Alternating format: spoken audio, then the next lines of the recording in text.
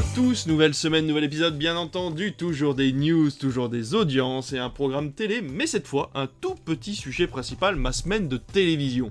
En attendant tout ça, la parole revient au plus grand, au plus beau, au plus talentueux des deux David. David, comment ça va ? Eh ben écoute, je suis un peu embêté parce que souvent on échange toi et moi sur WhatsApp pour préparer cette émission. Ouais. Et quand je t'envoie un article, ça me met à chaque fois veuillez ajouter une légende. Mais la légende, c'est celui qui reçoit cet article, puisque c'est toi. Alors du coup, il faut rendre à César ce qui est à César. Tu nous as fait encore un super montage sur la dernière émission. Voilà. Vous êtes nombreux à nous écouter, donc on est heureux. Que dire de plus ? Exactement. On va continuer là-dessus et on va continuer là-dessus. Ça me fait tellement du bien de prendre des compliments, tu vois, que ça me laisse pas en toi. Écoute, on va pas s'arrêter en si bon chemin, chemin, ce ne sera toujours pas coupé. Alors faut savoir qu'on fait cette émission très très tard, donc s'il y a des ratures, tant pis pour nous, ça ne sera pas coupé au montage. David, quelle est ta recommandation de la semaine ? Alors, David n'a pas de recommandation de la semaine, donc je vais combler en attendant qu'il la trouve. Je peux vous dire que j'avais plusieurs recommandations potentielles auxquelles j'avais pensé, et je pensais notamment à la fameuse série Sambre, qui est un carton sur France 2, même si elle a baissé en audience en deuxième semaine, on y reviendra tout à l'heure. Mais j'avoue avoir eu un petit peu de mal avec le premier épisode que j'ai regardé il y a quelques jours. Non pas que j'ai trouvé les acteurs très bien, j'ai trouvé le rythme peut-être un peu lent. Ah oui. Vraiment, voilà, un petit peu... J'ai eu du mal à rentrer dedans. Et puis, alors c'est vrai que je m'intéresse pas mal aux faits divers. Mon podcast que j'écoute le plus, c'est L'heure du crime sur RTL ou On la raconte sur Europe 1. J'aime bien toutes ces histoires-là. Et c'est toujours un peu particulier. J'ai un peu de mal avec les fictions qui racontent des faits divers dont j'ai déjà entendu parler, que je connais, puisque forcément je connais le visage des victimes du prédateur, etc. Surtout que ces podcasts-là, ils essayent d'être au plus près de la vérité. Voilà, oui, des podcasts et des émissions de télé, type non élucidé, faites entrer l'accusé, tout ça. Donc j'ai parfois un peu de mal. Mais alors tout le monde m'a dit c'est génial, continue. Donc je vais continuer. Okay. Donc pour l'instant c'est pas encore une recommandation. J'ai regardé Dead for a Dollar sur MyCanal. Enfin j'ai regardé je crois 11 minutes de Dead for a Dollar avec quand même Christophe Waltz, Willem Dafoe, Rachel Brosnahan. On comprend pourquoi le film n'est pas sorti au cinéma. Vraiment, c'est l'histoire peut être intéressante, mais alors c'est filmé comme si j'avais filmé avec mon téléphone. C'est vrai ? On n'y croit pas du tout. Les décors en carton-pâte, la couleur, tout est pas bien. Et hier soir, je suis allé voir au cinéma second tour d'Albert Dupontel. Moi, j'aime beaucoup les films d'Albert Dupontel. Alors là, ça m'est passé au-dessus à 3000 degrés. Je n'ai pas aimé non plus. J'ai pas l'habitude d'être négatif dans cette émission, mais pour vous dire que en préparant cette émission, je me suis dit tiens, j'ai plein de petites recos. En fait, non, j'ai pas de petites recos. Mais je vais quand même vous parler d'une mini recommandation. C'est pas un coup de cœur absolu, mais c'est une année difficile de Toledano et Nakash qui, je trouve, ont pris un virage depuis intouchable. J'ai l'impression, mais j'ai pas vu beaucoup de leurs films précédents. Mais comme si ils avaient acquis une telle consécration qu'ils pouvaient plus se permettre de faire des films un peu moins grand public, je dirais. Moi j'ai vu Nos Jours Heureux là il y a pas longtemps, et c'est vrai que c'est un de leurs premiers films, c'est même leur premier film je crois. Et on sent qu'il y a une liberté d'expression dans ce film-là, où ils peuvent se permettre des vannes qui sont un peu limites, parce que justement ils n'avaient pas cette notoriété. Oui, voilà, et là, une année difficile, c'est vrai que le duo Jonathan Cohen-Pio Marmaille fonctionne bien, Noémie Marlan est impeccable aussi dans son film, dans ce film-là. Je dirais que c'est une fable, parce que j'ai vu des gens en sortant de la salle qui m'ont dit « c'est pas très crédible, machin », mais c'est vraiment une fable, quoi. Il faut prendre ça comme un film, certes, qui se passe en 2019, pré-Covid, avec ces deux personnages, Jonathan Cohen et Pio Marmaille, qui sont dans une grosse galère financière et qui vont rejoindre une ONG juste au départ pour pouvoir avoir à manger, à boire et un toit au-dessus de la tête, puis qui finalement vont se prendre au jeu, et puis il va y avoir les bribes d'une histoire d'amour. Donc c'est une fable. Il y a des très beaux plans, je pense notamment au plan final avec la valse à 1000 temps de Jacques Brel qui est et sur le premier plan et sur le dernier plan. Il y a beaucoup de jolis envolées cinématographiques, c'est toujours très bien filmé, comme ils savent le faire. C'est pas mon préféré, c'est vrai que Intouchable, forcément, j'aime beaucoup. Le Sens de la Fête était très cool. Samba, dans un autre registre aussi, qui était sympa, hors norme, qui allait sur un sujet un peu différent. Là, je dirais que c'était peut-être un peu moins bien que tout cela, mais franchement, je suis ressorti du film avec un beau souvenir. Donc, ma petite recommandation de la semaine, ce sera pour ce film. Et moi, ma recommandation, ce sera une reco que je fais parce qu'il faudrait pas que ce temps soit non plus perdu. C'est que j'ai vu les 4 Hunger Games en moins de 72 heures, et je m'étais dit que finalement ça pourrait être une recommandation. Oh, très joli, très bien. J'ai ça en tête maintenant tout le temps, et c'est pareil, j'ai envie de dire bonjour aux gens en levant mes 3 doigts. Mais voilà, pour vous dire que Hunger Games, si vous connaissez pas, c'est 4 films, donc c'est une saga qui sont tirés de livres à succès. L'histoire est simple, c'est dans un monde dystopique, la population est divisée en 12 districts pour les personnes pauvres, et un Capitole, une capitale, qui réunit toutes les personnes riches et influentes. Tous les ans, un jeune homme et une jeune femme sont choisis pour participer aux Hunger Games dans ces 12 districts de personnes pauvres, et un Battle Royale pour les jeunes qui nous écoutent, hein, c'est un peu comme Fortnite mais en plus violent. Donc il y a un Battle Royale qui est organisé entre toutes ces personnes-là, et le gagnant se voit offrir le droit de vivre avec aisance dans son district. Sauf que cette année-là, celle où on suit les Hunger Games, Katniss Everdeen se choisit à la place de sa l'archiduchesse, de sa sœur. Elle décide d'y aller de façon volontaire et sans être tirée au sort, et elle va créer une révolution à travers ce monde qui est préétabli depuis plus de 70 ans, je crois, puisque c'est le 75e Hunger Games au moment des faits. Donc voilà, ça fait plus de 70 ans que c'est comme ça, et donc ça va créer une grosse révolution. J'ai trouvé ça vraiment très très bien. Je partais avec un énorme a priori, parce que comme les Twilight à l'époque qui étaient sortis, c'était une saga qui essayait de poursuivre un peu la lignée Harry Potter, ces films pour adolescents, avec beaucoup de bons sentiments, etc. En plus de ça, je suis un grand fan de Battle Royale, le film avec Takeshi Kitano, qui était très violent, qui parlait d'un sujet très grave au Japon aussi. Donc c'est vrai que quand on commence Hunger Games, on a beaucoup de doutes, et en fait non, c'est vraiment très bien. Ça parle politique, ça parle de choix moraux, ça parle de la propagande et de ce qu'on fait de certains soldats. En fait, on leur fait faire des choses qu'ils n'ont pas envie de faire, alors qu'ils voudraient juste aller au front, et ils sont obligés d'être devant la caméra pour faire un peu la propagande d'un camp qui finalement paraît être les gentils au début, puis pas tant que ça. Donc voilà, il y a plein de choses dans le film, il y a énormément de sujets à traiter, je trouve ça vraiment très chouette, et c'est pas que pour les jeunes, hein. Vraiment, il y a des moments dans le film, surtout la scène finale, où les enfants essayent de passer, je sais pas si tu te rappelles de ça, voilà, où les enfants essayent de passer pour aller se réfugier, il se passe un truc dans le film, je me suis dit, mais enfin ouais, c'est vraiment aller très très loin, et en même temps c'est pas impossible non plus en temps de guerre. Donc c'est vrai que voilà, c'était assez troublant en fait, ces 4 films, surtout quand on les fait les 4 à la suite. Et j'ai vraiment beaucoup aimé. Ou Samuel Etienne, 4 à la suite. Oui, bien sûr, tout à fait. Oui. Moi, je les ai revus l'an dernier, en fait, les Hunger Games, ne sachant pas qu'il allait avoir le préquel. Si j'avais su, j'aurais attendu un an. Parce que quand je dis revu, non, j'avais vu le premier. D'accord. J'avais adoré, et j'avais pas eu l'occasion d'aller voir les suites en salle. Et du coup, je me suis acheté les Blu-ray. Ils sont dans ma collection. Et vraiment, je trouve que si on malheureusement les caractérise encore comme teen movie, c'est pas le nom exact pour moi, parce qu'on est quand même... Enfin, c'est du teen movie très quali. Et je me rappelle notamment à l'époque, je travaillais c'était mes débuts en tant que surveillant en collège, et les élèves qui revenaient de voir les Hunger Games, qui me disaient c'est génial, et moi je me disais c'est vrai quand même que pour moi c'est mieux que Narnia, c'est mieux qu'Harry Potter aussi, cinématographiquement parlant, sans vouloir me fâcher avec tous les fans du sorcier. Donc c'est très très très quali, et je trouve vraiment que le casting est excellent. Les acteurs sont vraiment très bons, et parfois j'ai un peu de mal avec les univers un peu comme ça dystopiques, et là je suis rentré dedans à plein gaz, donc vraiment vivement le préquel, on va voir ce que ça va donner. Bah ouais, quand on le passera dans notre salle, je pense qu'on ira le voir dans tous les cas. Il a l'air d'être apparemment un peu moins bon que ce qu'on pouvait attendre, mais ça n'empêche qu'on pourra à mon avis passer un bon moment. Mais écoute, ces recommandations sont faites, sans plus tarder nous passons à nos news.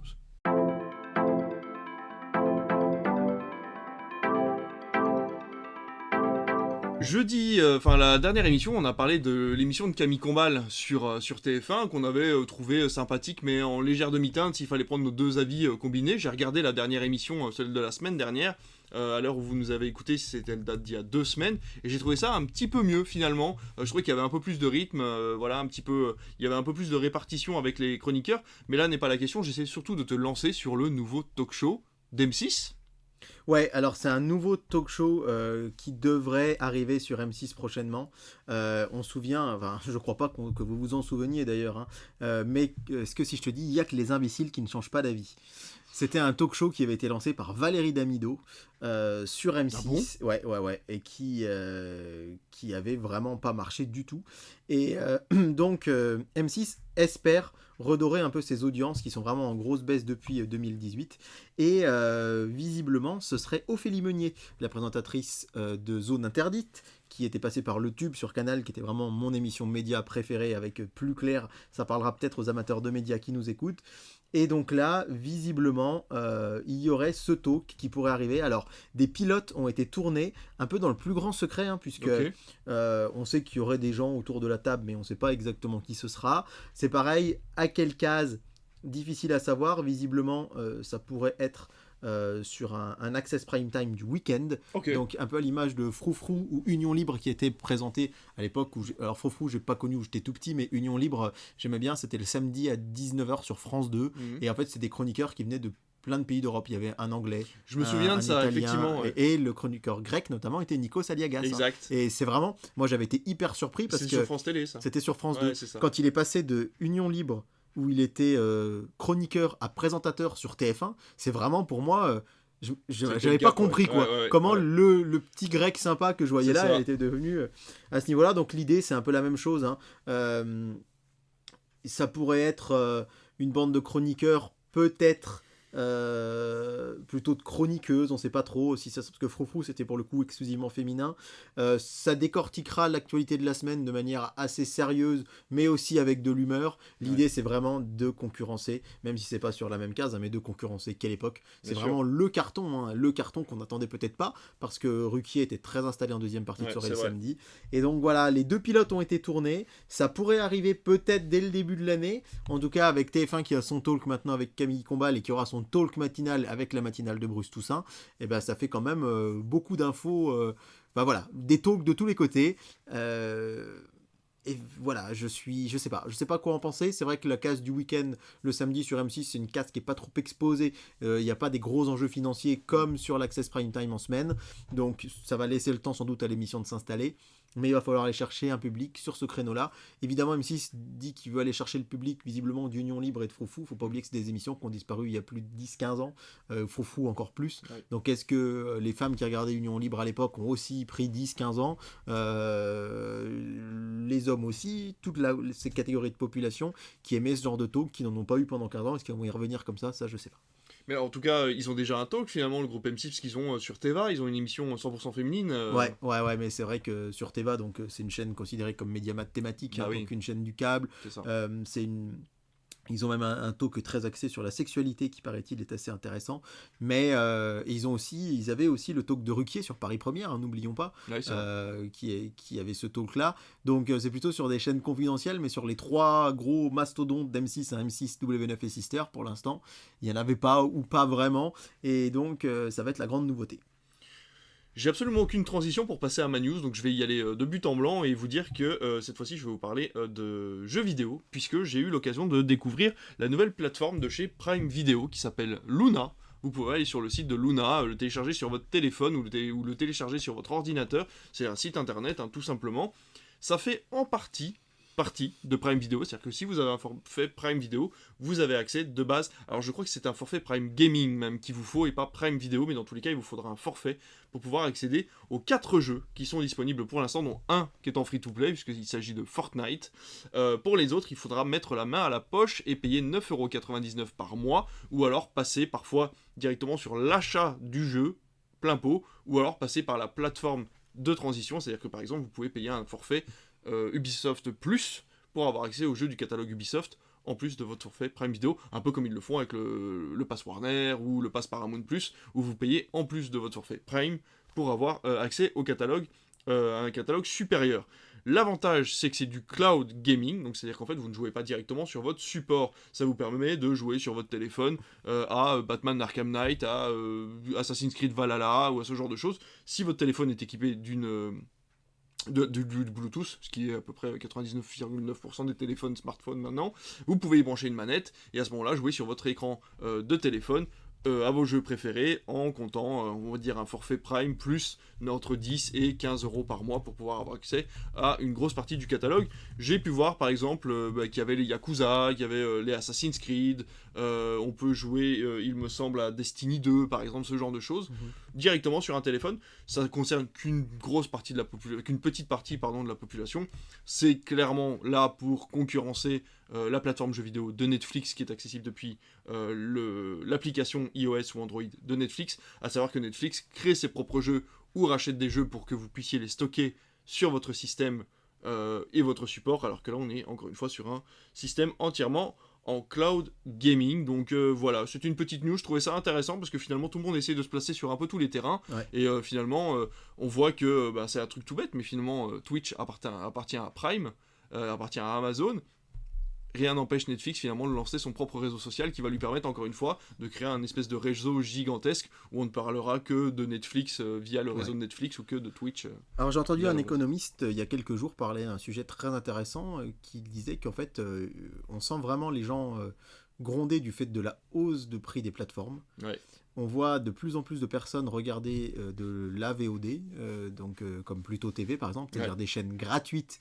La Fast TV, voilà, ou alors des plateformes avec publicité. Et en fait, voyant ce désabonnement et voyant surtout que de plus en plus de gens râlent, quittent tout ça, et du coup, pour l'instant, la stratégie de Netflix, de Prime, de Disney+, c'est d'augmenter leur prix pour compenser un petit peu cette perte d'abonnés. Il disait que peut-être un jour ce système allait s'effondrer complètement, et je trouvais ça assez intéressant son analyse. Il disait peut-être que dans 5 à 10 ans, c'est vrai que nous on disait il y aurait peut-être plus qu'une ou deux plateformes, et lui il disait peut-être qu'en fait toutes ces plateformes deviendraient toutes gratuites avec publicité. Il imaginait vraiment ça parce qu'il se rend compte que finalement les forfaits avec pub et de Disney et de Netflix cartonnent, c'est ceux qui marchent le plus, et que en fait TF1 va directement se mettre sur le filon du gratuit avec sa fameuse plateforme dont on vous parlait la dernière fois, et je trouvais ça hyper intéressant. Et là on voit qu'avec le gaming ils essayent un petit peu, comme je vous l'avais dit, je vous l'ai déjà dit plusieurs fois, mais le patron de Netflix il avait dit que son principal concurrent c'était pas la télé, c'était Fortnite, et là maintenant ils se rendent compte que c'est plutôt TikTok, avec des formats très très très courts. Donc on sent qu'ils essayent d'aller un peu sur tous les terrains. Ça tâtonne, c'est bien parce que l'offre se diversifie, mais bon, est-ce qu'au final beaucoup de gens vont profiter de ces services? J'en suis pas certain. On verra bien dans tous les cas. Après on va y revenir pour le sujet principal, mais il y a aussi un équilibre à trouver au niveau des pages de pub. C'est-à-dire que sur du linéaire, en fait, on a un espèce de rythme où on sait à peu près quand les pubs vont tomber, on sait combien de temps on a, voilà, il y a ce système-là. Je vais en parler dans mon sujet principal. Le gros souci des replays des chaînes linéaires, c'est les pages de pub. On a, c'est vrai, ce décompte entre 120 et 150, voire 180 secondes de publicité, ce qui n'est absolument pas le cas pour l'instant sur les plateformes payantes. Et donc, voilà, il va falloir peut-être trouver un équilibre à ce niveau-là. Ni même sur le linéaire d'ailleurs, parce qu'il y a des coupures pub, mais souvent elles sont beaucoup plus nombreuses sur le replay, je trouve. Ouais, complètement. Ouais, complètement. De toutes les plateformes, il y en a une dont on n'a pas parlé encore, c'est Disney+. Apparemment, Disney aura annoncé des nouvelles IP qui arriveraient, des trucs très connus. Tu veux parler de Libéré, Délivré ? Bien sûr. On va parler de La Reine des Neiges, mais c'est pas sur Disney+, pour le coup, mais c'est vraiment... non, mais c'est parce Disney, que c'était Disney. Écoute, j'essaie de faire des transitions comme je peux. Hein. Mesdames et messieurs, préparez-vous à voir arriver La Reine des Neiges 4 bientôt sur vos écrans. Mais quid du 3, allez-vous me dire. Les deux sont bien prévus. C'est qui l'a cassé. Il y aura une... Exactement, ouais, ça pourrait. Mais il y aurait bien une Reine des Neiges 3 et 4, d'après le PDG de Disney. Alors, la réalisatrice a dit qu'elle travaille d'arrache-pied avec son équipe de Disney Animation sur, donc non pas une, mais deux suites, donc ce sera la même réalisatrice. Et on sait aussi que Kristen Anderson Lopez, qui avait eu l'Oscar de la meilleure chanson en 2014 pour Libéré, Délivré, allait elle aussi écrire les chansons de ces deux prochains films. Il faut rappeler quand même que La Reine des Neiges 1 a rapporté 1,3 milliard de dollars en 2013 au box-office et 1,45 milliard, encore plus pour La Reine des Neiges 2 en 2019. C'est le film La Reine des Neiges 2, le film d'animation le plus rentable de tous les temps. Et c'est vrai que le premier, c'était assez surprenant parce que personne ne l'a vu venir finalement. Moi, je me souviens de l'avoir vu en grande avant-première ici dans notre salle. Et je m'étais dit, ouais, c'est chouette, c'est sympa. Et moi, voilà, on était quand même d'une époque, Les Mondes de Ralph qui était sorti juste avant. On s'attendait à Vice Versa qui allait arriver, je me rappelle. Et on disait, ouais... Disney retourne vers les princesses, est-ce que ça va marcher? Et moi je me rappelle avoir vu un vrai coup de cœur pour ce film, et je continue à le défendre parce que tout le monde hurle en disant oh, La Reine des Neiges on n'en peut plus. Franchement je trouve que intrinsèquement c'est un film qui a plein de qualités, et si on oublie un peu tout le tapage autour, et en fait ce tapage a été fou quoi, parce que le film est sorti, ça a cartonné. Je me rappelle que dans tous les magasins on voyait fleurir des goodies, on a l'impression que Disney avait à peine eu le temps de les préparer, et tout apparaissait comme ça, c'était assez fou. Ouais, Et donc, complètement. à mon avis, on n'est pas au bout de souper du Anna, Elsa, Olaf et toute la bande. Mais c'est vrai qu'ils avaient réussi à moderniser un peu la féerie en fait de Disney avec La Reine des Neiges 1. Sur le deuxième, je trouvais qu'il y avait quand même déjà. J'espère que le troisième va remonter un peu dans mon estime parce que le deuxième avait un essoufflement, ne serait-ce qu'au niveau des chansons et au niveau du scénario. J'ai qui beaucoup était moins aimé le deuxième complètement aussi. brouillon. Ouais. Donc on verra ce que ça peut donner. Encore une fois, on vous en avait parlé dans les derniers podcasts. Des suites tout simplement parce que les nouvelles licences ne fonctionnent pas, ils n'arrivent pas à atteindre les chiffres qu'attendent les grandes entreprises, hein. On voit avec DreamWorks qui a dû se séparer d'une partie de son personnel après l'échec des Trolls 3 et là Disney qui revient avec Vice Versa 2, La Reine des Neiges 3, 4 parce qu'encore une fois les dernières licences comme Raya ou comme Encanto ont eu du succès mais pas ce qui était escompté à la base forcément, donc c'est vrai que c'est un petit peu compliqué. Tu parlais des chaînes Fast tout à l'heure, je vais vous faire une toute petite news pour vous annoncer qu'il y a une chaîne Fast Allociné qui est sortie. Grande surprise. Pourquoi grande surprise? Personne n'a entendu parler. Pourquoi? Parce que ce n'est disponible que sur les télés Samsung. Ah bah. Voilà. Donc si vous avez une télé Samsung, il y a un canal qui s'appelle Allociné sur lequel vous pourrez retrouver toutes les émissions cultes d'Allociné, les Merci Qui, les Faux Raccords, voilà, tout ce genre de choses. Pas de bande-annonce parce que forcément les bandes-annonces ne sont pas à Allociné, c'est pas à eux. Donc voilà, tout plein d'émissions. Alors il y en a pas tant que ça. Je pense que ça va vite tourner en boucle. L'initiative est plutôt bonne. Il faut savoir que maintenant, donc, on a l'ancien PDG d'Allociné qui est décédé il y a très peu de temps, qui était très apprécié des employés. Mais bon, Allociné avait été vendu il y a un moment déjà, je crois que c'est il y a 2 ou 3 ans à Box Office. Box Office Pro, enfin à pas Media One, à Webedia. Voilà, Allociné a été vendu à Webedia, ils ont créé Box Office et Box Office Pro, et donc maintenant Allociné a perdu un petit peu de sa superbe, mais ça reste quand même le plus gros site de référence au niveau du cinéma. La preuve, on s'en sert tous les jours. Bien sûr, moi je me sers que de ça en tant qu'exploitant, donc c'est vrai qu'ils ont quand même quelques concepts télévisuels à l'époque qui avaient été diffusés sur internet, qui étaient plutôt pas mal, donc c'était quand même ça. Alors moi j'ai connu les plus anciens comme moi, purée, on est vieux, mais j'ai connu Allociné TV sur CanalSat. Il y avait une chaîne télé Allociné. Alors faut rappeler qu'Allociné de base c'était un service de téléphone. Ouais, fallait appeler. Fallait appeler pour avoir le programme, et il y avait la chaîne Allociné, et pour le coup elle diffusait des bandes annonces. Ah d'accord. Mais c'était sous l'égide de Canal, c'était une chaîne qui appartenait au groupe Canal+, donc dans CanalSat, et donc quand les bandes annonces sortaient, elles étaient diffusées, et c'était pratiquement que ça toute la journée. Et je me rappelle avec mon petit frère, on aimait bien se caler devant, et puis des fois on apercevait un film qui est interdit aux moins de 10 ou 12 ans, qui est un petit peu violent, qui allait faire un peu peur, et on n'avait pas le droit évidemment de regarder des films comme ça, mais là on se disait voilà, c'est 3 minutes, les parents vont peut-être pas rentrer dans la salle à manger à ce moment-là. Donc quand tu dis Allociné crée sa chaîne télé, ça me rappelle des bons souvenirs. Ouais, finalement, mais encore une fois on revient là-dessus, mais en fait il faut être partout hein, actuellement, il faut être sur tous les créneaux dès qu'on a la possibilité de pouvoir faire une chaîne Fast TV. On vous parlait de l'INA il y a quelques temps, on a énormément de thématiques différentes avec les chaînes Fast, et c'est vrai que ça permet quand même d'avoir énormément de chaînes, et c'est vrai que c'est quand même hyper intéressant, parce que je suis désolé, mais moi la dernière, c'était quoi, il y a à peine 3 jours, je faisais le ménage, je me suis dit j'ai envie quand même d'avoir un bruit de fond, j'ai mis Pluto TV, j'ai mis la chaîne thématique Doctor Who. Tu sais que tu vas avoir que du Doctor Who, donc tu sais que forcément ça va être dans ce que t'aimes quoi. Alors que si tu mets une chaîne linéaire, tu tombes pas forcément sur les programmes que tu veux, surtout que vers 11h30 midi, c'est souvent 4 mariages pour une lune de miel ou ce genre de choses. C'est pas très intéressant pour moi, enfin moi j'aime pas trop. Donc c'est vrai que ces chaînes thématiques de chez Pluto TV, elles sont quand même plutôt cool. C'est clair.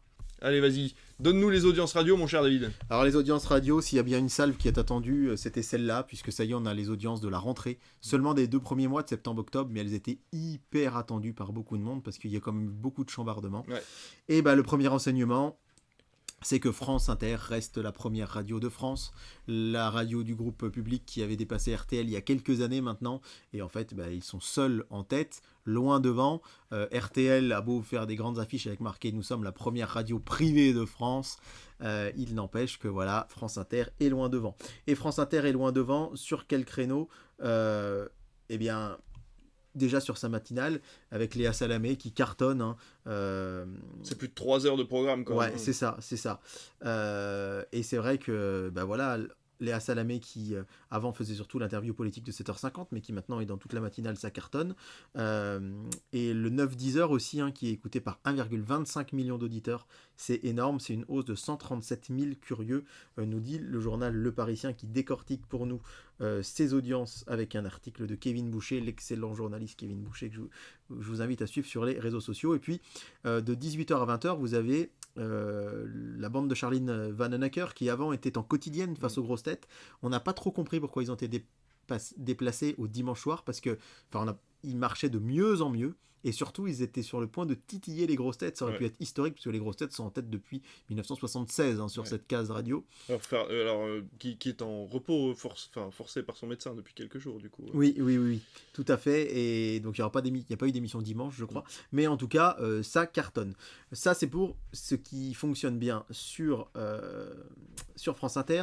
Sur Europe 1, eh bien, il fallait s'y attendre. Mais Pascal Praud cartonne de 11h à 13h. On vous avait parlé, c'était un peu toute cette histoire de Mercato. Il devait faire finalement une matinale sur M6 et il se retrouve finalement sur Europe 1. Alors, il fait 251 000 auditeurs. Alors, c'est très très très loin de RTL, de France Inter, c'est talonné par France Culture même, mais néanmoins, la case, alors avant c'était une émission, il y avait une émission qui parlait un peu santé, échange, j'ai oublié le nom de l'émission, qui était à ce moment-là. Et après, il y avait RTL Midi, mais il fait quand même progresser la case de 34%, pardon. Ah oui, quand même. De 34%, ce qui est quand même énorme. Ouais. Et du coup, Céline Géraud, qui est juste après, fait progresser le trésor d'Europe 1, pardon, avec 27 000 auditeurs de plus sur un an.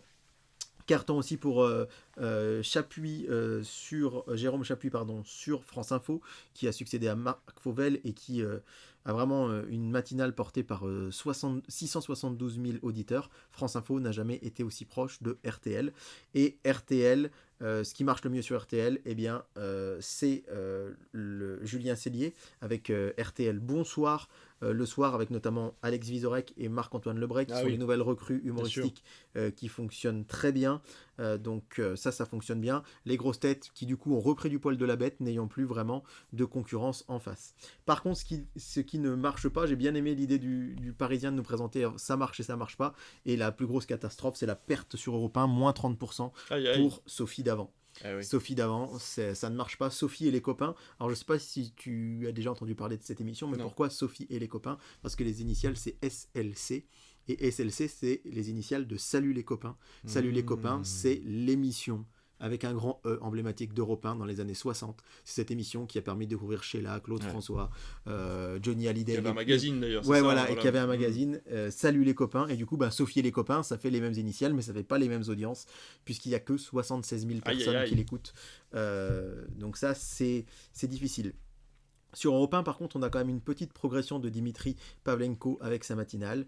Par contre, Culture Média n'en tire pas profit. C'est l'audience qu'on attendait un petit peu tous les deux. Culture Média marche moins bien qu'avec Philippe Vandel. Et ils sont tombés à 266 000 auditeurs. On était à presque 300 000 pour Vandel. Ça fait quand même une différence assez importante. Moi, je fais partie de ceux qui ont arrêté d'écouter Culture Média au Presque. Je sais que toi aussi, on l'écoutait beaucoup l'année dernière. On a été un peu refroidi par, même beaucoup, moi je l'ai été par le départ de Bruno Donnet et de ses télescopages. La nouvelle formule est sympa, je l'ai écoutée quelques fois quand même. Je sais que personnellement, la nouvelle formule du journal des médias, je la préfère. Je trouve assez sympa que Jean-Luc Lemoyne soit là dès le début de la première heure. Et puis il y a vraiment des invités de prestige, peut-être plus que sous l'époque Vandel, mais ça ne suffit pas. Thomas Hill n'arrive pas pour l'instant à convaincre les auditeurs. Et donc voilà, c'est un peu compliqué. Stéphane Bern, il a été changé de place avec Historiquement Vôtre pour laisser la place à Sophie Davant. Du coup, il fait lui aussi des auditeurs en moins. Donc c'est un peu compliqué. Et donc, je le disais, la difficulté aussi pour France Inter avec Marie Misset, Marine Bosson et Maya Mazorette avec leur nouvelle émission qui n'arrive à convaincre que 560 000 Français. Du mal aussi pour Éric Brunet, pour les auditeurs ont la parole, c'est celui qui a succédé à Pascal Praud sur RTL le midi, et il y a une baisse de 113 000 auditeurs, ce qui est quand même énorme. Et puis on a aussi sur Europe 2, voilà, la matinale qui a du mal à démarrer avec, j'ai oublié son nom, Clément Lincruste, voilà, qui fait moins d'audience que Guillaume Janton l'année dernière. Mais surtout, et ça l'article du Parisien ne le dit pas, sais-tu quelle est la radio française qui progresse le plus en ce début d'année? C'est une radio nationale? C'est une radio nationale, ouais, dont on parle assez rarement dans les audiences radio, mais le carton, mais l'immense carton même, plus 33%, ils ont gagné un tiers d'auditeurs en plus. C'est Énergie? C'est Rire et Chanson. Oh, Rire et Chanson qui cartonne, notamment la matinale de Bruno Robles. Ah bah oui. Alors Robles et Gigot, ça rappellera peut-être des souvenirs à ceux qui comme moi ont grandi dans les années 90, ce duo d'humoristes. Bruno Robles, il était animateur emblématique de TF1 à une époque, hein. Et donc il est là le matin Il a présenté Vidéo Gag. Sur Rire et Chanson. Non. Je suis pas sûr. Ah ouais. Non, il présentait Incroyable mais vrai le jeudi soir en deuxième partie de soirée. Ouais. Il faisait des soirées bêtisiers aussi en prime pendant les vacances de Noël, je me rappelle. Et donc, il y a maintenant 1,3 million d'auditeurs qui écoutent tous les jours Rire et Chanson. Alors pourquoi ? Sans doute l'actualité morose, puisque c'est la plus forte progression, toute radio confondue. Là où toutes les grandes radios se cassent la gueule ou presque, Rire et Chanson gagne 217 000 auditeurs. 217 000 auditeurs, on est à 1,3 million d'auditeurs quotidiens. Et... je pense que voilà, c'est dû un petit peu à l'actualité morose. Les gens ont besoin de rire, ils écoutent des sketchs, ils écoutent vraiment des choses dans la bonne humeur. Et puis aussi, c'est le carton de Martin. Je sais pas si tu as déjà écouté Martin. Martin, il cartonne sur TikTok, il fait des canulars téléphoniques. Un peu à l'image de ce que faisait Jean-Yves Lafesse, qui malheureusement nous a quittés et que j'aimais vraiment profondément. Jean-Yves Lafesse, mais là j'avoue que Martin, déjà, il commence systématiquement, si c'est un monsieur à dire bonjour madame ou bonjour monsieur, et sur TikTok, ça cartonne, et du coup, maintenant, ils sont pas bêtes, Rire et Chanson, avant ces vidéos sur TikTok, il dit un petit mot en disant, mais vous savez que vous pouvez me retrouver sur Rire et Chanson à telle heure, et ça marche, donc bravo Rire et Chanson, et puis c'est cool, enfin moi j'écoute pas Rire et Chanson, je dois le dire, franchement, mais Bruno Robles, j'adorais cet imitateur, vraiment beaucoup, et cet humoriste, et j'aimerais bien le suivre de nouveau, donc il faudrait que, je le suis sur les réseaux, mais il faudrait que je l'écoute un peu, et surtout, ça fait plaisir de se dire que c'est du feel good finalement qui marche, qu'avec l'actualité un peu morose, voilà, il y a des choses comme ça qui fonctionnent. Ouais, complètement. J'ai beaucoup écouté Rire et Chanson pendant tout un temps, mais en fait c'est comme les grandes radios de musique, c'est-à-dire qu'au bout d'un moment, si tu écoutes trop la radio, tu vas tomber sur les mêmes sketchs. Alors autant la musique au bout d'un moment c'est lancinant, tu les apprends par cœur, autant tomber plusieurs fois sur le même sketch à une semaine d'intervalle, c'est vrai que ça peut vite être fatigant. Mais ça n'empêche pas que c'est une radio qui est très drôle, qui amène énormément de bonne humeur en fait dans ta journée quand tu l'écoutes le matin. Donc c'est vrai que plutôt qu'écouter France Inter qui tous les matins parle du conflit israélo-palestinien, parfois ça peut effectivement permettre un petit peu de bonne humeur. Et écoute, beaucoup de chiffres là pour cette dernière news qui va nous permettre d'entamer notre petit gros sujet puisque cette semaine, la semaine dernière du coup, j'ai regardé la télé du lundi au vendredi et on va pouvoir en parler.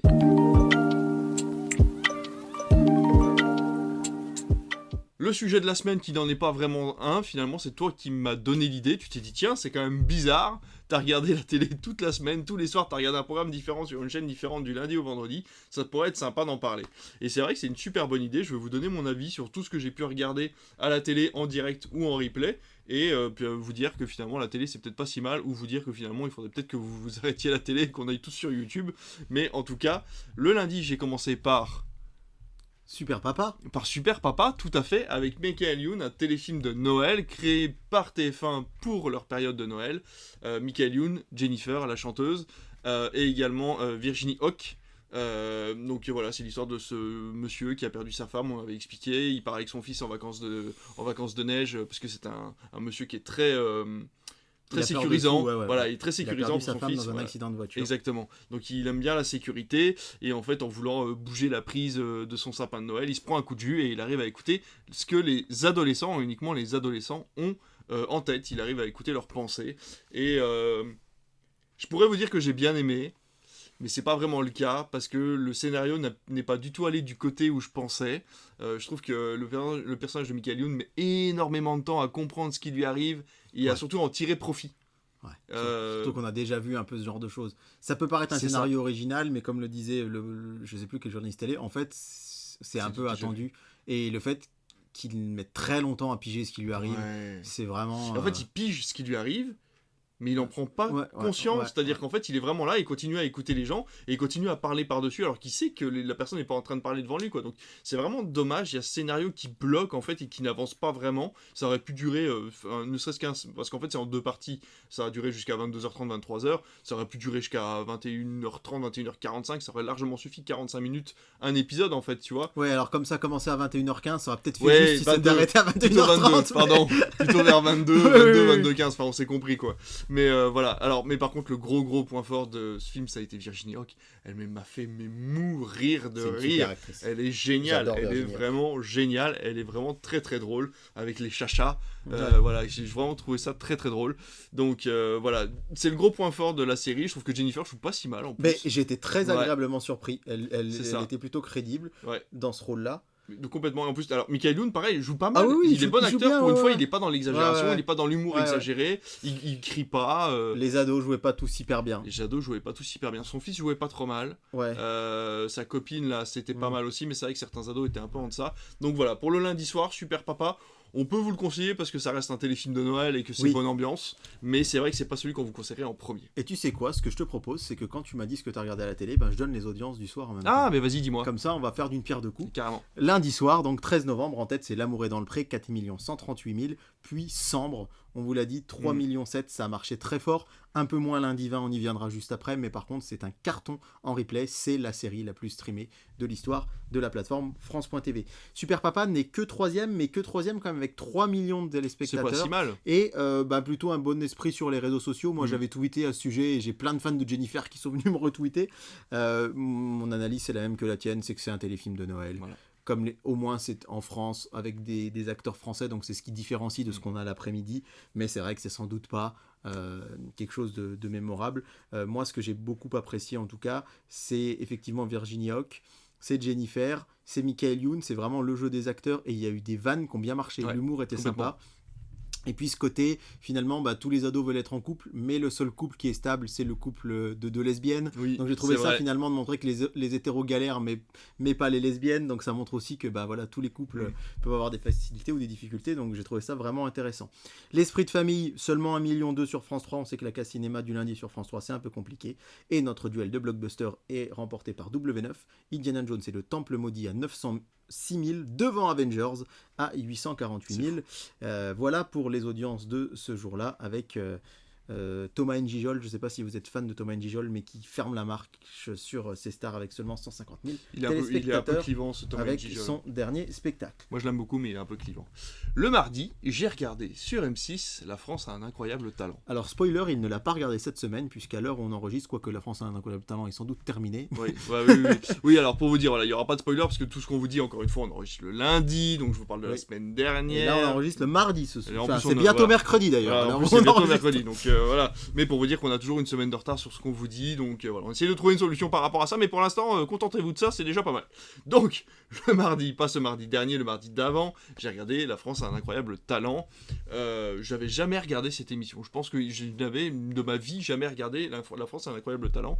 Et j'essaye toujours de trouver des programmes qui pourraient correspondre à tout le monde. Ma femme n'est pas trop film, elle aime pas se caler longtemps devant un truc comme ça. Et on n'a pas de séries à regarder qui nous font envie tous les deux en ce moment. Donc on s'est mis devant La France a un incroyable talent. Et ils sont doués, hein.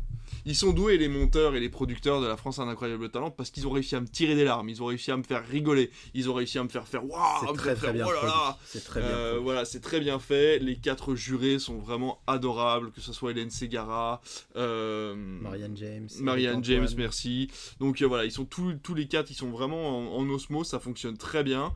Et j'ai regardé la seconde partie de soirée avec Juju Fitcat, qui je trouve a vraiment sa place sur M6. C'est une très bonne présentatrice télé. Pour l'instant, il lui donne sa chance sur ce petit bout d'émission, mais je serais pas étonné qu'il lui donne un petit peu des créneaux en plus au fur et à mesure des années, parce que c'était vraiment, elle a une énergie en fait qui est vraiment super sympa. Elle a l'air de s'intéresser à tous les artistes qui viennent. Donc voilà, j'ai trouvé ça vraiment très cool. Donc voilà, France a un incroyable talent. Je vous le conseille parce qu'on découvre plein de choses. En fait, on se dit ouais, ça va encore être des artistes de cirque ou encore que des chanteurs qui n'ont pas pu aller à The Voice. Et au final, non, il y a plein de trucs différents. Il y a des trucs originaux, des trucs auxquels on s'attend pas du tout. Donc voilà, puis des trucs marrants, parfois les mecs se font virer en 2 secondes, mais tu rigoles bien quand même, parce que le mec a quand même osé venir pour présenter un truc complètement débile, donc c'était plutôt pas mal. Et donc ce soir-là, les Français ont aussi regardé La France a un incroyable talent, qui est à la 2e place, derrière Sophie Cross, vraiment ça cartonne sur France 3, 4 millions, enfin presque. Mardi soir, La France a un incroyable talent, 2e à 3,3 millions. Puis Harry Potter et la Coupe de Feu, 2,8 millions, ça remonte un petit peu, c'est vraiment triste que ça baisse juste pour le prisonnier d'Azkaban, moi je trouve, qui est mon préféré. À la 4e place, Prenez soin de vous sur France 5, 1,2 million. Travail forcé, le SOS d'un prisonnier chinois arrive ensuite sur Arte, et je n'ai pas cité France 2, qui avec le documentaire de Bernard-Henri Lévy n'est qu'à la 6e place, avec l'Ukraine au cœur. Alors j'aime beaucoup, on vous le dit, allez suivre le compte de Benji Media sur Twitter, c'est hyper intéressant. Il a remarqué que depuis 2015, c'est le 3e pire prime time de France 2. Notez que celui qui est le pire après lui, il a été diffusé le 10 juillet 2016. C'était quoi le 10 juillet 2016 ? C'était la finale de l'Euro. la finale de l'Euro, France-Portugal, Ok. jouée au Stade de France, et c'était M6. C'est marrant parce que TF1 et M6 se partageaient les droits, ils n'avaient pas réussi à tomber d'accord sur la finale, et ça Ok. s'est joué à pile ou face, Ah d'accord. avec un huissier. Ah bon, tu nous avais Ouais, déjà ouais, raconté. et je donc crois, c'est ça. M6 qui a gagné. Et donc, le pire prime time de l'histoire de France 2, il tombe là. Et le pire prime time de TF1, c'était le film Enfin Veuve, avec Ouais. seulement 1,3 million. Voilà. Et donc, voilà, Bernard-Henri Lévy, ça marche pas du tout. D'autant que Laurent Gérard, sur C8, est à 705 000. Luc Renocker, c'est 706 000. Ah Et oui. comme Laurent Gérard, c'est plus long, en part de marché, C8 est devant France 2. Donc, si on compte en part de marché, France 2 dégringole encore d'une place. C'était vraiment des audiences catastrophiques ce soir-là. Eh ben dis donc. Le mercredi, j'ai regardé Le meilleur pâtissier. Oui, C'est et ça, ça t'a sur donné M6. faim d'après ce que j'ai vu sur Et Twitter. ça m'a donné faim. Alors c'est pareil, Le meilleur pâtissier, je regardais ça vraiment en faisant le ménage. Ça passait l'après-midi, il y avait une version un peu l'après-midi, je crois, pendant tout un temps avant qu'il soit en prime, si je me trompe pas. C'est possible, ouais, c'est Ouais, possible. Voilà. Et donc du coup, là c'est en prime time. J'ai une dame à la maison qui adore faire des desserts. Elle en fait plus trop en ce moment, mais elle a adoré l'émission. Et elle avait arrêté de regarder parce que c'est vrai que moi à l'époque j'étais pas très émission de concours, le truc genre Top Chef, etc. C'est pas mon kiff. Donc du coup c'est vrai qu'on se mettait pas trop devant. Et là je lui ai laissé la télécommande. Et bah pareil, je me suis éclaté en fait. Je me suis éclaté parce que j'ai jamais vu une émission de concours culinaire aussi bon enfant.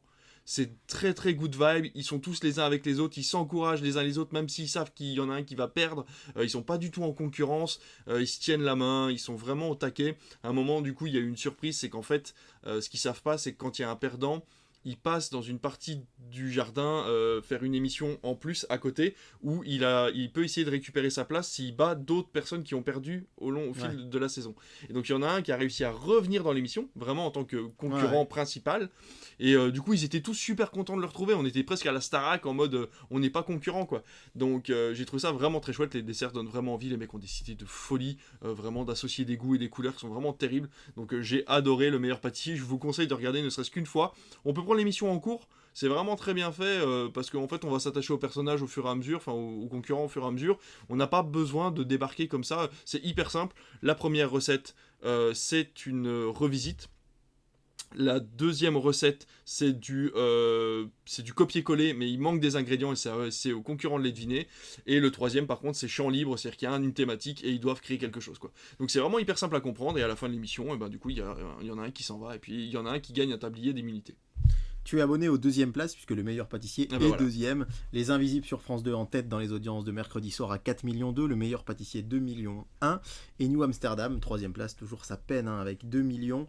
Mauvaise foi sur Arte arrive à la quatrième place avec 1 million. Et France 3 avec Tous à la Réunion et sous la barre du million avec cette émission qui mettait en avant ce territoire d'outre-mer de l'océan Indien avec seulement 938 000 téléspectateurs. Côté cinéma, la surprise c'est Star Trek Sans Limite qui est le premier, donc c'est Star qui est donc devant France 5, devant W9, devant TF1 Série Film avec donc ce Star Trek 621 000. C'est rare qu'on vous donne les audiences de ces stars, mais là ça a bien marché.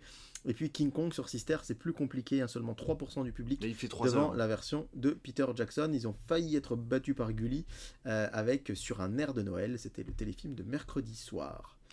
Le jeudi, j'ai regardé du coup Master Crime, je vous en avais déjà parlé. Et Camille et Images, du coup. Et Camille et Images, bien sûr, Camille et Images dans la foulée. Je vous en ai déjà parlé, Master Crime, c'est la série avec Muriel Robin. Merci, j'ai du mal avec les prénoms aujourd'hui. Ouais. Avec Muriel Robin, ça fonctionne très bien, ce sont des enquêtes, il y a un fil rouge parce qu'en fait, il y a là un ami à elle, en fait, qui est en prison, mais il est innocent et elle essaye de le prouver. Mais l'enquête est clôturée depuis des années, donc en fait, elle essaye de récupérer un peu le truc, etc. C'est vraiment très sympathique. Il reste encore 2 épisodes. À l'heure où vous nous parlez, la série est terminée. Si vous nous écoutez et que vous regardez un peu la télé... Parce que c'est eux qui nous écoutent. Tu dis à l'heure où vous nous parlez, mais... Non, à l'heure où vous nous écoutez. Parce qu'ils nous parlent pas, normalement. Allez, on se concentre, il nous reste pas beaucoup de temps. Donc, je vous disais, Master Crime, c'est très bien. À l'heure où vous nous écoutez, la série est terminée. Les 6 épisodes sont passés. Et la semaine prochaine, vous aurez Panda. On vous en reparlera de toute façon, la nouvelle série avec Julien Doré. Je vous le conseille, c'est disponible en replay. Attention, ce ne sera disponible en replay gratuit que les 2 derniers épisodes. Ah ben non, à l'heure où vous nous écoutez, même vous n'aurez que... Ça va être très compliqué pour vous si vous voulez regarder la série, c'est ce que je suis en train de vous dire. Sinon, il faudra prendre un forfait TF1 Max, puisque maintenant, tous les replays de plus de 7 jours sur TF1 sont payant, donc c'est un petit peu dommage, mais en tout cas j'ai beaucoup apprécié cette série. Et comme je le disais tout à l'heure, Camille et Images en deuxième partie de soirée, c'était vraiment très sympa. J'ai trouvé qu'il y avait un meilleur dynamisme, que les interventions étaient moins disparates. Enfin voilà, il y avait quelque chose, un équilibre en fait qui s'était créé. Même au niveau des images, j'ai trouvé que les sujets étaient hyper intéressants. Il y avait plein de choses nouvelles. Donc on sent que l'émission commence à se consolider, à se solidifier. Et j'espère pouvoir continuer encore un peu l'émission dans ce fil-là et que ça gagne encore un petit peu en notoriété et en qualité. Alors tu passes leader évidemment avec Mastercrime, 5 millions de téléspectateurs. 5 millions, c'est fou. C'est vraiment énorme. Deuxième place, Cache Investigation sur France de 2 165 000. Les Ombres de Lisieux, troisième avec 1,8 million sur France 3. La déception pour moi, c'est 355 sur M6. C'est un film, je sais, qui ne plaît pas beaucoup, mais que moi je défends et qui n'a fait qu'1,2 million.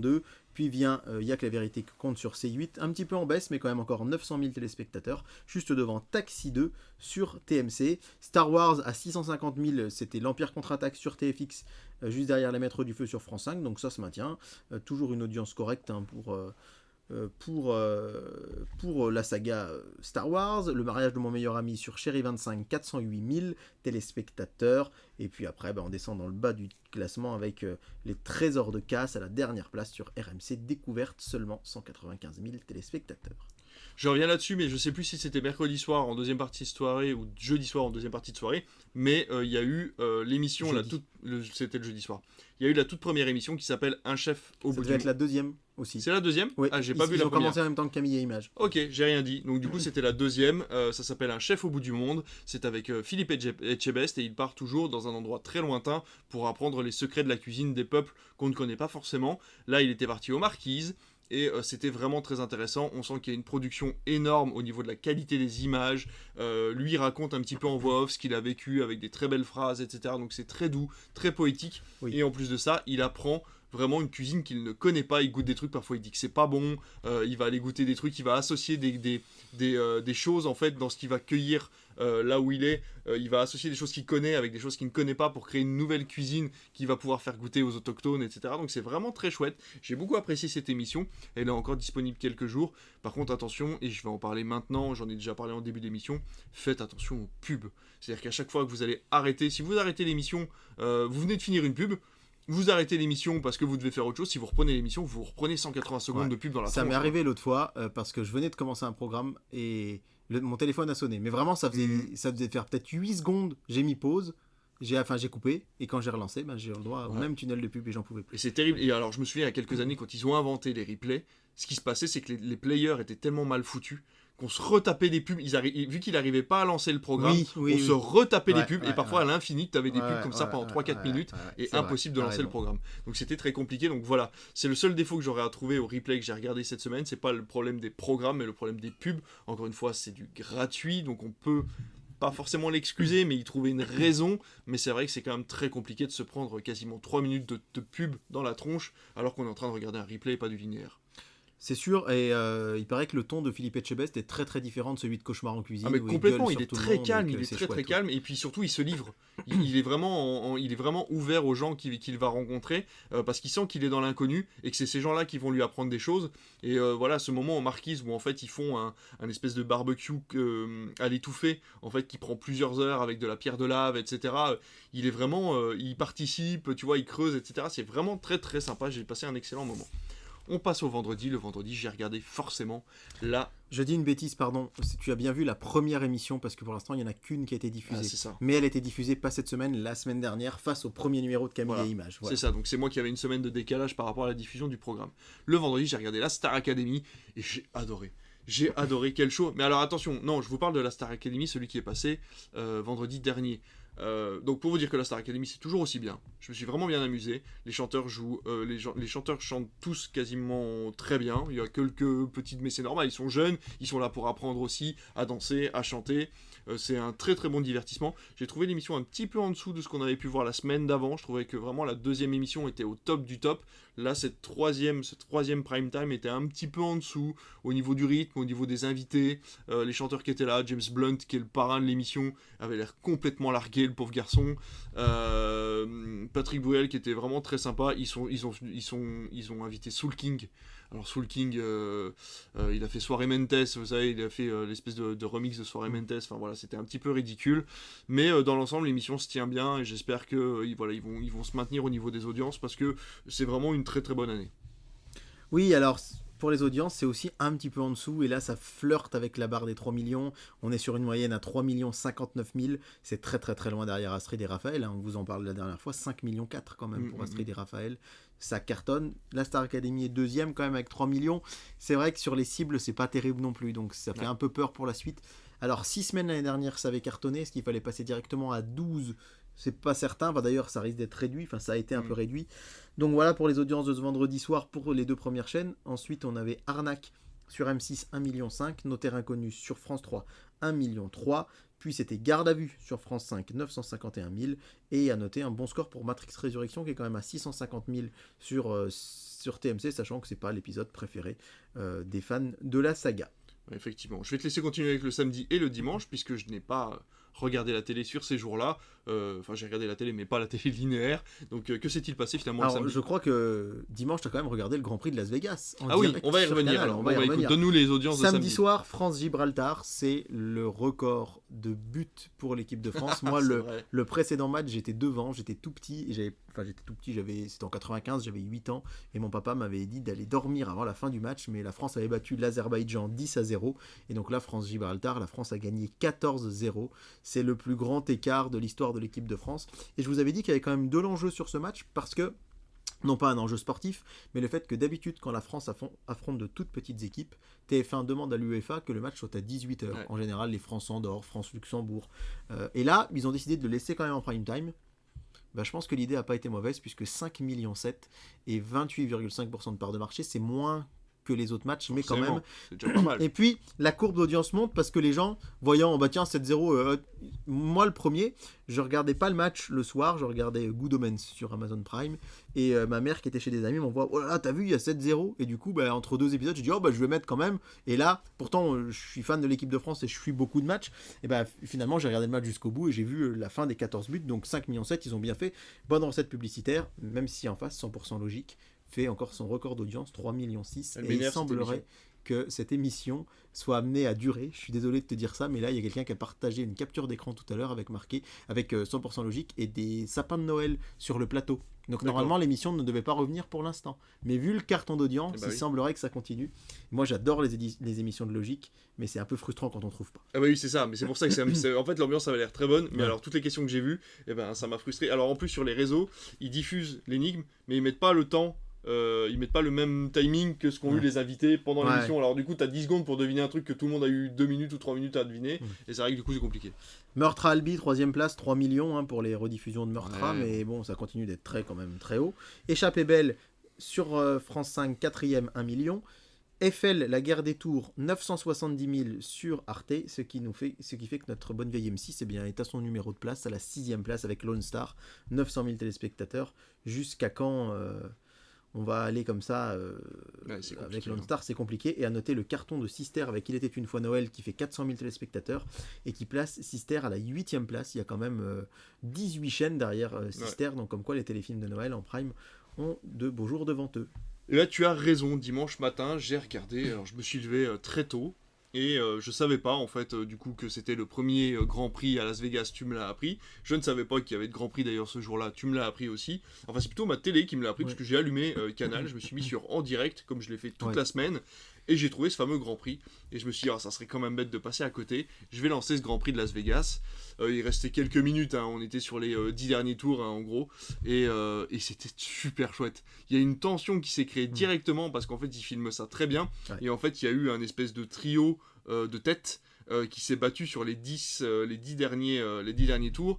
Le premier qui était du coup Verstappen devait normalement rentrer au stand, mais vu qu'il était un peu en bisbille, on sentait qu'il était un petit peu stressé par la place qu'il avait, il n'a pas osé y rentrer, heureusement il a fini la course. Donc il y a eu un dépassement sur le dernier tournant du dernier tour qui était hyper impressionnant par un Français. Non, par un Monégasque. Alors, beaucoup de gens aimeraient que Charles Leclerc soit français, parce que vu que nous on gagne pas beaucoup, mais lui il est Monaco, ce n'est pas la France. Oui, notre cher Gasly était 8ème ou 9ème, je crois, quelque chose comme ça. Donc c'était un peu compliqué. Je ne connais pas beaucoup des coureurs. Je connais Gasly parce qu'il était au GP Explorer cette année et que son nom est beaucoup sorti. Donc, mais j'ai pas regardé le GP Explorer non plus. Mais voilà, donc pour dire que j'ai beaucoup apprécié ces quelques minutes que j'ai passées devant le Grand Prix. Le prochain sera à Abu Dhabi. Okay. Ce sera dimanche là, et ce sera le dernier de la saison. La saison de Formule 1 se termine. Et c'est diffusé à quelle heure? Il n'y a pas trop de différence du coup au niveau horaire. Ouais, mais alors Abu Dhabi, il fait chaud, c'est peut-être on va pas se mentir, Abu Dhabi, c'est pas la course la plus passionnante de l'année, mais comme c'est aux Émirats Arabes Unis, ils payent très très cher pour avoir le droit d'être la dernière course de la saison. Et en plus, ils ont une spécificité, c'est qu'Abu Dhabi, du coup, c'est la seule course qui commence de jour et qui finit de nuit. C'est une course au crépuscule. Et donc, le Grand Prix sera à 14h. Du coup, dimanche après-midi. Et ce sera le dernier de la saison. Après, il faudra attendre le mois de mars pour la saison 2024. Ça aurait été une belle introduction, en tout cas pour moi. Eh ben écoute, j'en suis ravi vu que j'adore la Formule 1. Et par contre, pour les audiences, la Formule 1, ça a été France 2 avec Boîte Noire. C'est un carton d'audience énorme, 5,3 millions. Je lisais sur le Twitter de Benji Media qu'il y avait 2,9 millions de téléspectateurs d'écart entre France 2 et TF1 et que c'était la première fois depuis novembre 2015 qu'il y a un tel écart à la faveur de France 2. Ce qui fait que par la même occasion, Venom, Let There Be Carnage, qui n'est qu'à la 3e place, on vous l'a rarement dit ça, que pour un duel du dimanche soir, TF1 était 3e à 2,3 millions, puisque Capital est devant à 2,5 millions, puis on a Professeur T, puis Vieux Fusil, etc. Donc c'est vrai que Venom, Let There Be Carnage, ça n'a pas marché, alors on peut pas dire que ce soit un très bon film, donc on est plutôt content que Boîte Noire ait fonctionné. Bravo à eux, comme quoi l'audace paye. Et je suis un peu triste parce que vous avez un message sur Cisterne et antépénultième avant-dernier avec seulement 250 000 téléspectateurs. On l'avait dit, c'était un film un peu vieillissant du coup de par sa thématique. Ça a été compliqué de faire des audiences. Est-ce que tu as les audiences de lundi? Eh ben j'ai les audiences de lundi, toujours L'amour est dans le pré premier à 4 millions, Sambre deuxième 3 millions 2, on passe de 3 millions 7 à 3 millions 2. Ah oui, quand même. Et en fait, si on regarde épisode par épisode, on se rend compte que le dernier, le 4e épisode a aussi bien moins marché. Mais n'oublions pas que la série est en intégralité sur France.tv, donc il y a des gens qui ont pu ne pas être patients. Et puis Noël est plus sur Affinité, est 3e, 2 millions 7, c'est vraiment des résultats en demi-teinte pour cette case lundi Noël lancée par TF1. C'est-à-dire qu'à chaque fois, ils sont quand même autour des 3 millions. C'est mieux que nous, Amsterdam, c'est mieux que d'autres choses qu'ils font. Mais ça peine à décoller. Et on en parlera dans quelques instants. Mais n'oublions pas que lundi, là, ça va être le fameux 3 hommes et un couffin de Noël, là. Le fameux téléfilm de Noël. Pour eux, le meilleur, en fait. C'est pour ça qu'ils l'ont mis en prime time. Le meilleur téléfilm américain de Noël en prime time. Donc, à voir. Noël est plus si Affinité. Visiblement, ça a plutôt bien plu sur les réseaux, en plus. Donc, bon. France 3... 4e avec Da Vinci Code, 1 159 000 et talonné par Indiana Jones, c'est la dernière croisade. On l'avait dit, c'est le plus populaire de la saga. C'est celui qui fait le plus d'audience, il est à presque 1,2 million. Ah, c'est fou. Et ensuite, on a Croix de Fer sur Arte, Magellan sur C8. Et donc, Croix de Fer sur Arte. On a d'abord Indiana Jones, Croix de Fer sur Arte, Commissaire Magellan sur C8 et TF1 Série Film avec une affaire de détails qui sont devant l'ère d'Ultron sur TMC. Ah, quand même. Donc, comme on le disait, la lassitude des super-héros commence à gagner du terrain. Et là, vraiment, pour que TF1 Série Film soit devant TMC, non mais on voit bien, même les Américains n'ont plus envie. On a vu que le réalisateur, alors on vous en a pas parlé parce que ces news là sont partout et que nous le but c'est quand même de vous sortir des exclus, mais le réalisateur des exclus, disons des choses qui sont un peu moins partout. C'est rare qu'on arrive à avoir une exclue. De loin des exclus, c'est peut-être un petit peu exagéré, mais en tout cas voilà, pour vous dire que le réalisateur de Kang Dynasty, qui était le réalisateur également de Shang-Chi, a décidé de se retirer du projet et que pour l'instant ils ont plus de réalisateur du coup pour Kang Dynasty, puisqu'ils savent même pas si Jonathan Major va reprendre son rôle ou s'il le recast. Léon dirait que ce sera un recasting, mais en même temps, ils savent même pas s'ils vont faire Kang Dynasty. Donc tout ça est un petit peu, disons, dans le doute, et on verra ce que ça donne d'ici les mois qui arrivent. Ça pourrait être un sujet, ça d'ailleurs, bientôt. Complètement, mais de toute façon, avec tout ce qui arrive, tous les bons films qui arrivent, vous n'avez pas besoin d'aller voir des Marvel, puisqu'on a Dune qui a été avancé au mois de février. Il devait être en décembre de base, donc moi quand j'ai vu avancer, j'ai dit ça y est, il est de retour en décembre, mais je me doutais que c'était pas possible. Mais non, pas de communication.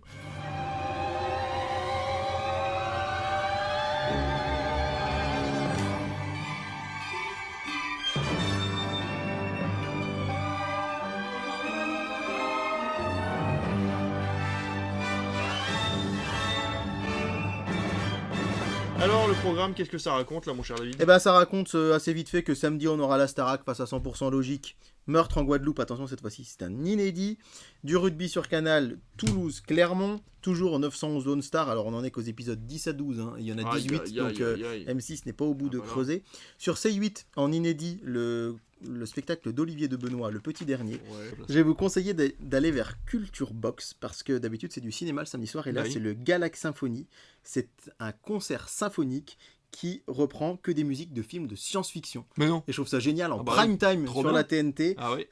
Ils avaient déjà fait ça avec les musiques de jeux vidéo. Je l'avais regardé l'année dernière et je trouve ça vraiment génial. Trop bien. Donc voilà pour votre samedi 25 novembre. Maintenant on passe Culture Box. Au duel dodo, au duel bébé, au duel dobé. Je vous l'avais promis la semaine dernière. Tu l'avais teasé la semaine dernière. On vous l'a dit. Teaser du dobé quand même, faut le faire. Teaser du dobé, c'est vrai. Mais il faut savoir que, comme je vous le disais, et je le répète, c'est la période où les pubs coûtent le plus cher à la télé, et TF1 et France 2 ont voulu miser sur des valeurs sûres, sur les films qui font le plus d'audience. Et alors en général ils tentent de l'inédit et là on est content, et parfois c'est le duel d'obé. Et donc TF1 vous proposera Lucie de Luc Besson. Alors je n'aime pas du tout ce film. Alors je sais que Durandal, je ne connais pas ce youtubeur, mais une des seules fois que j'ai vu une vidéo de lui, il pleurait parce qu'à la fin il avait été trop ému. Moi franchement, à part le fait qu'une de mes élèves du collège connaissait un acteur qui était second rôle dans le film et qui m'avait dit je pourrais essayer de le faire venir dans votre cinéma, et qu'il n'est jamais venu, donc en plus ça rajoute pas forcément un bon souvenir, mais voilà, Lucie, c'est quand même presque 5 millions à chaque diffusion, hein. Ça cartonne sur TF1, ça cartonne, mais je sais qu'à titre personnel j'ai vraiment pas envie de le revoir. Et sur France 2 ce sera Les Tontons Flingueurs. Alors bon, non, mais j'aime bien les Tontons Flingueurs, je suis pas contre. Oui, mais alors, ce qui m'agace un peu, c'est que tout le monde tombe sur TF1 tous les 2 ans, parce que tous les 2 ans, à l'arrivée de l'été, il y a la 7ème compagnie. Ouais, c'est vrai. Tout le temps. Donc personne là, on l'a pas eu en 2022, ce sera en 2023, pardon, on l'aura en 2024, vous pouvez en être sûr. Mais les Tontons Flingueurs, je sais que Manuel Alduy dit que c'est le film doudou des Français, mais quand même, il le passe tous les ans. Tous les ans, c'est le premier film de janvier. Tous les ans. Et donc là, c'est la première année où on va l'avoir 2 fois par an. Mais on n'a jamais vu ça, même sur TF1, d'avoir un film le dimanche soir 2 fois par an. Et là, de me dire qu'ils l'ont déjà passé et qu'ils le repassent, franchement, ça donne pas envie de se mettre devant la télé, les amis. Surtout qu'encore une fois, on revient là-dessus, mais alors on se répète un peu, mais des films en inédit, il y en a plein. Mais il y en a plein. Des films qui ont cartonné au cinéma il y a 17 mois, il y en a plein. Mais oui, ils pourraient les diffuser. Mais là, il y a 20 mois d'ailleurs pour la télé, mais là, ils savent que ça va cartonner en audience, l'un comme l'autre, et donc ils vont vendre de la pub. Alors en plus, Lucie, ça va être de la pub pendant le film. Puis ils doivent pas les payer très cher, parce que c'est quand même des licences qu'ils ont depuis un moment. Alors est-ce que ça coûte... Alors ils payent quand même par rapport au ratio de la précédente audience. Donc j'ai rien dit. Donc ça fait quand même même le chèque qui alors c'est dégressif parce qu'ils l'ont passé un certain nombre de fois, mais vu que c'est au prorata de l'audience de la dernière fois, forcément, voilà. Oui, donc il y a quand même une dépense. Mais franchement, par rapport à Boîte Noire et Venom 2, là, c'est pas très, très intéressant. J'avoue. TF1 en deuxième partie de soirée va passer Invisible Man, qu'ils avaient déjà passé en début d'année. Très bien. En deuxième partie de soirée, c'est bien passé. Ouais. Mais là, franchement, les Tontons Flingueurs... Lucie, ça faisait quand même un petit peu de temps qu'on l'avait pas vu, mais là les Tontons Flingueurs, bon bref, ça m'agace un peu. Du coup, il va falloir aller du côté de la TNT pour voir L'Homme au Colt d'Or sur Arte, La Belle Américaine sur C8, et souviens-toi, sur TMC, c'est notre fameuse journée où il y a que des téléfilms de Noël, et le dîner de con en prime time, suivi de Pourri Gâté en deuxième partie de soirée. D'ailleurs, Pourri Gâté qui va être diffusé demain à l'heure où on enregistre, donc on pourra bientôt vous dire les audiences. Mais quand même, moi je dis que le dîner de con sur TMC, d'habitude, le TMC ne met jamais de film le dimanche soir, forcément, c'est le gros film de TF1. Oui. Mais vu que TF1 joue Lucie, la carte de la science-fiction, on va dire qu'il s'auto-concurrence avec une comédie française. Je pense qu'ils ne pensaient pas qu'il y aurait les Tontons Flingueurs en face. Non. Parce que ils n'auraient pas dégainé ça. Ils n'auraient pas dégainé ça sinon. Mais par contre, je pense que ça peut être très haut, le dîner de con, et venir chatouiller les pieds peut-être des Tontons Flingueurs. Si vous n'avez pas écouté l'interview de Manuel Alduy, on en a parlé. En fait, ils n'ont pas le droit de se consulter. Ils sont obligés de diffuser les programmes, donc de préparer leurs programmes 3 semaines à l'avance et de les donner à l'Arcom. Oui, à l'Arcom, c'est ça. Et ils n'ont pas le droit de se consulter entre chaînes, donc ils ne savent pas du tout ce qu'ils vont diffuser 3 semaines à l'avance. Donc, ce qui avait donné le fameux imbroglio où TF1 diffusait Bridget Jones 3 et France 2 Bridget Jones 1 le même soir. C'est vrai. Et que là, l'Arcom avait autorisé France 2 à changer de film. En cinéma, il y aura aussi Boutchou sur W9, Jour J de Rim Kérissi sur TFX, Prince of Persia, Les Sables du Temps sur Sister, pourquoi pas. Et puis, c'est assez amusant, sur Gulli, Les Goonies à 13h. Alors, 13h30. Alors, pour qui, pourquoi Je ne sais pas. Lundi, on vous le disait, 3 frères, Noël et un couffin. Sur TF1. Sur TF1, suivi de Coup de foot chez le Père Noël. Souvenez-vous, on vous en a parlé la semaine dernière ou il y a 2 semaines. C'est la fameuse journée où sur TF1, il y aura 5 téléfilms de Noël. Un à 14h, un en inédit, un à 15h40, rediffusion. Un en prime time. Et puis en deuxième partie de soirée, puis Noël à Maple Valley à 1h du matin. Donc, vous vous faire une méga soirée téléfilm de Noël. Je sais que c'est... Moi, je vais être devant parce qu'ils ont titillé ma curiosité. Ouais. Pourquoi ce téléfilm-là a eu le droit de s'extirper de la case de 13h30 pour être en prime ? Parce qu'ils considèrent que c'est le meilleur. L'année dernière, c'était celui avec Terry Hatcher et James Danton. Donc, voilà. Je suis curieux. Je me dis s'ils considèrent que c'est le meilleur, d'autant que moi, je vous l'ai dit, j'ai vraiment beaucoup aimé Noël à tout prix. Il est repassé sur TF1 Série Film vendredi en deuxième partie de soirée. Je l'ai rematé la fin. Je me dis vraiment, c'est une comédie romantique que j'adore. Et si on oublie que c'est un téléfilm de Noël, j'adore vraiment le truc. Donc, comme cette année, j'en ai quand même vu des chouettes. J'ai hâte d'être lundi soir et vraiment je serai devant ma télé à le regarder. Sambre sur France 2, ce sera la fin, les épisodes 5 et 6. Angers Démon sur France 3, on continue la saga après Da Vinci Chicotte, les films inspirés de romans de Dan Brown. Pamela Rose, la série, tiens, tu l'as regardé aussi, ça aurait pu être dans ton... J'en parlerai plus tard, en parlera une prochaine quand la fois. saison sera finie. Bien sûr. Sur Arte, Un homme amoureux, qui est un film de 1987. C'est aussi du cinéma. Vous aurez Black Widow sur TMC face à Indiana Jones et les Crânes de Cristal. Moi, je m'attendais peut-être à Avengers Infinity War. Puisque les lundis d'avant ils ont fait Avengers l'ère d'Ultron.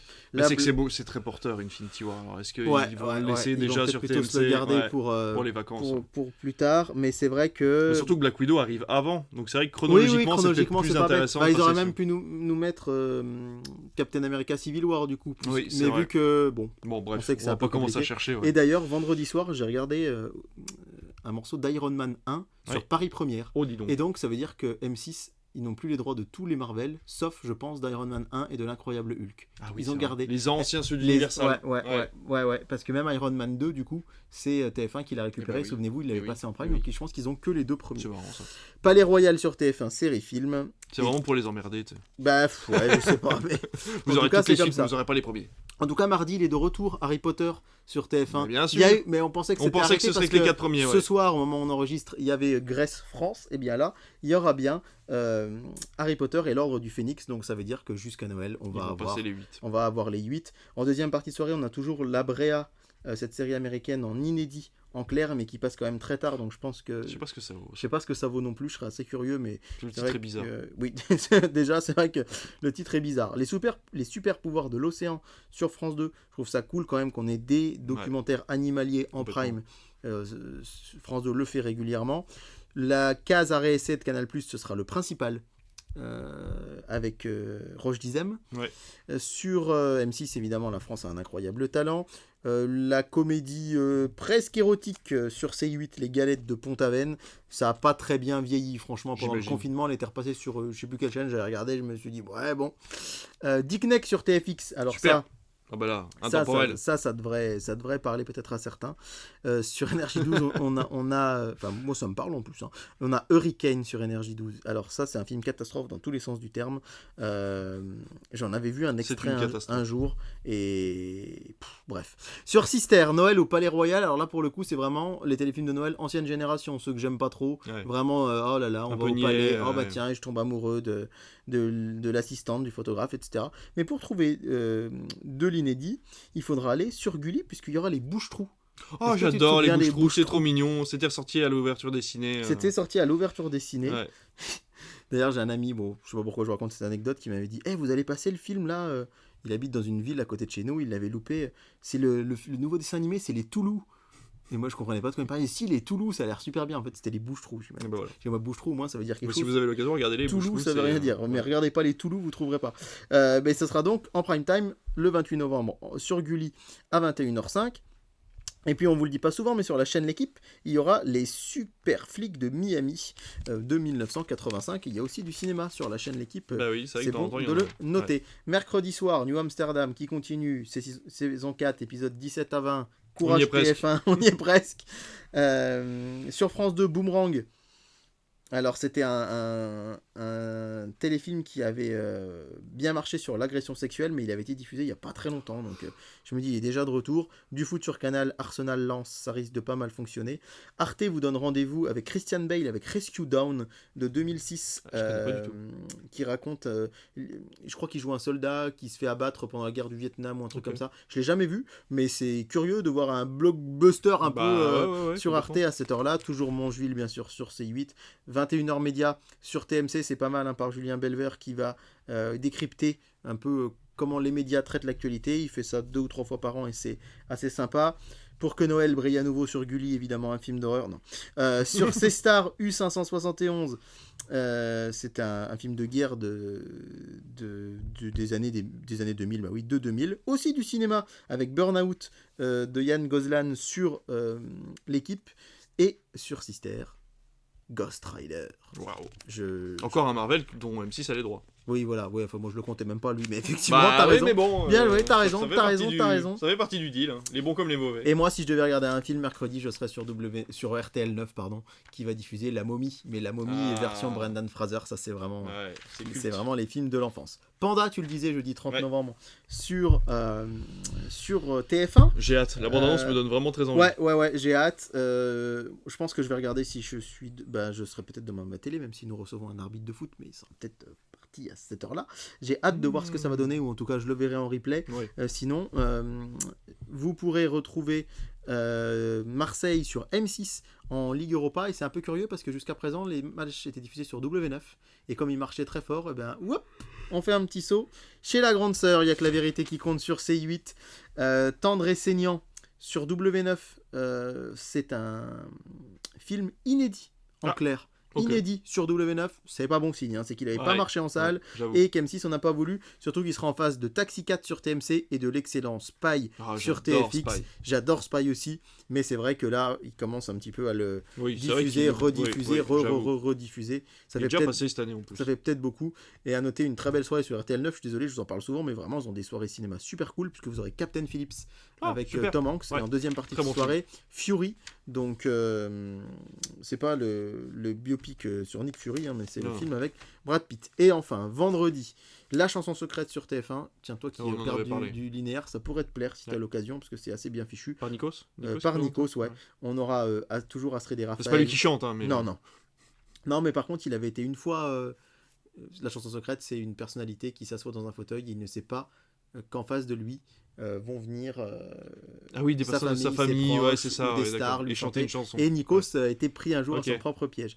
Ça c'est donc sur TF1, Astrid et Raphaël qui va cartonner sur France 2, du foot féminin en prime sur France 3. Très bien. Ce sera la première fois depuis que France Télé a récupéré les droits du foot féminin, donc France-Autriche en prime time. C'est vrai que qu'avec la Coupe du Monde, il y avait également les droits de l'UEFA, on en avait parlé. Ouais, et du coup on va vraiment scruter les audiences de très près. Du cinéma sur M6, ce sera Le sens de la famille. Il n'avait pas marché en salle. Il y a Franck Dubosc qui échange avec... bref. Voilà. Un remake américain qui va bientôt sortir d'ailleurs. Eh ben, ils font bien ce qu'ils veulent.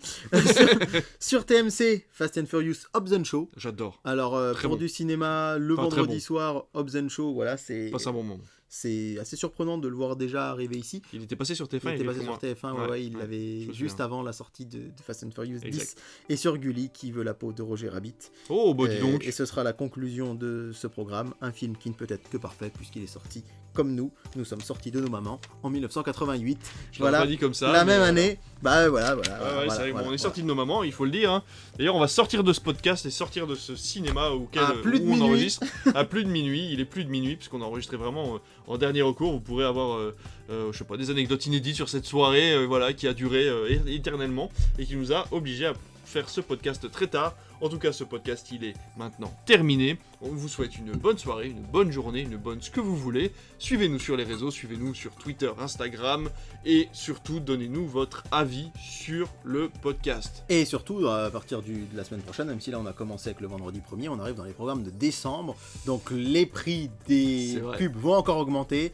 Donc j'espère qu'on aura pas de duel d'OB dimanche, mais qu'on aura plein de belles choses à vous annoncer. Et puis surtout, on approche du Critflix de Noël. Eh oui, avec les programmes de Noël, je sais pas si vous nous écoutiez déjà à l'époque, mais on va vous présenter tous les films qui vont arriver dans la journée sur toutes les chaînes de télévision pendant les vacances, et vous aurez à mon avis de quoi faire. Ouais, ce sera la 3 ou 4e édition des Critflix de Noël déjà, donc ça promet. Franchement, et à chaque fois on passe un très bon moment, donc on espère que vous serez là. Merci beaucoup, à bientôt. Salut.